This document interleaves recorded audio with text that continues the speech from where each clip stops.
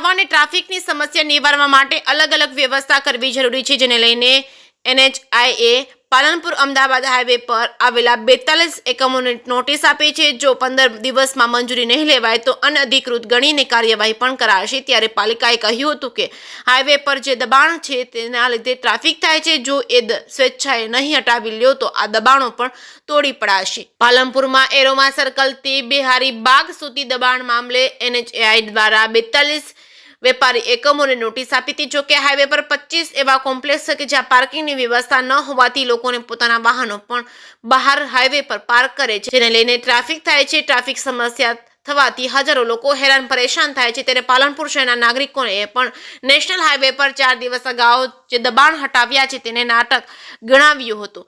જે પાકા દબાણો નેશનલ હાઈવે પર કરીને બેઠા છે તેમની સામે કાર્યવાહી નથી થઈ રહી, તેમની પાસે કોઈ પરવાનગી નથી। આ પરવાનગી ન હોવાના કારણે આ દબાણો ટ્રાફિક અને અકસ્માતો માટે જોખમકારક છે, એટલે આ દબાણો તાત્કાલિક દૂર કરવા જોઈએ તેવી પણ નાગરિકોની માંગ છે। પાલનપુર નગરપાલિકા હાઈવે પર થયેલા દબાણોને હટાવી રહી છે, પરંતુ જે દબાણ હટાવ્યા છે માત્ર લારી ગલ્લા હટાવ્યા છે। જે નેશનલ હાઈવે પર એ કોમ્પ્લેક્સ છે ત્યાં નેશનલ હાઈવેની હદમાં જે પણ કોમ્પ્લેક્સ ધારકોએ દબાણ કર્યા છે તેના લીધે ટ્રાફિક જામ થાય છે, જેના લીધે અકસ્માતો થાય છે અને આવા દબાણદારોને નોટિસ પણ આપી છે। જો તેઓ સ્વેચ્છાએ દૂર નહીં કરે તો આગામી સમયમાં પાલિકા કડક કાર્યવાહી કરી આ દબાણ તોડી પાડશે।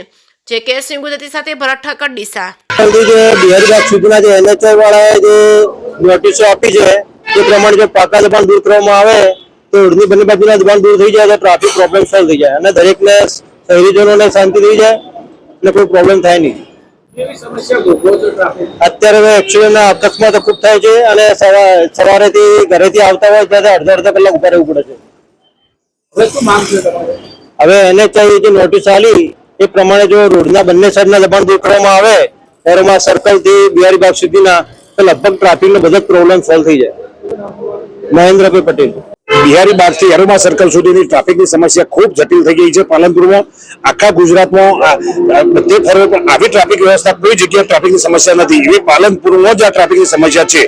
ટ્રકો અને આ લક્ઝરીઓની મોટા સાધનોની વૈકલ્પિક વ્યવસ્થા કરવામાં આવે તો ઠીક ને, બાકી આ ટ્રાફિકની સમસ્યા ખૂબ જટિલ થઈ રહી છે।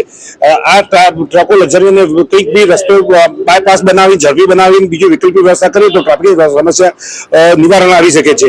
બીજું કે આ રસ્તામાં જેટલા દબાણો છે એ દબાણો પાકો દબાણો બી દૂર કરી નાખવામાં આવે।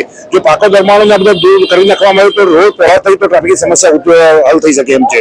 અને બીજું રસ્તા ઉપર માટી રેતી પાણી આ બધું બહુ ખૂબ આવી રહ્યું છે, એના હિસાબે બી એક્સિડન્ટ બહુ થઈ જાય। હમણાં 15 દિવસ પહેલા એક એક્સિડન્ટ થયો તો એમાં પટેલની છોકરી એક્સપાયર થઈ ગઈ, બીબી એક્સપાયર થઈ ગઈ હતી અને બીજી બી એમાં 3-4 અકસ્માત થઈ ગયા છે। તો આ સમસ્યા નિવારણ કરવા માટે પ્રશાસન ખરેખર કામે લાગી જાય અને નેશનલ હાઈવે ઓથોરિટી દ્વારા બી પાકા દબાણ દૂર કરી નાખે, નગરપાલિકા બી એમાં બહુ સક્રિય ભાગ ભજવે તો આ ટ્રાફિકની સમસ્યા દૂર થઈ શકે તેમ છે। પાલનપુર નગરપાલિકા દ્વારા રસ્તા પૈકીના દબાણો દૂર કરવાની કામગીરી છેલ્લા અઠવાડિયાથી હાથ ધરવામાં આવેલી છે, જે અંતર્ગત 4 દિવસ પહેલાં જ આપણા હાઈવેના દબાણો દૂર કરવામાં આવ્યા હતા નડતરરૂપ, જેમાં નેશનલ હાઈવે ઓથોરિટીને પણ સાથે રાખવામાં આવી હતી।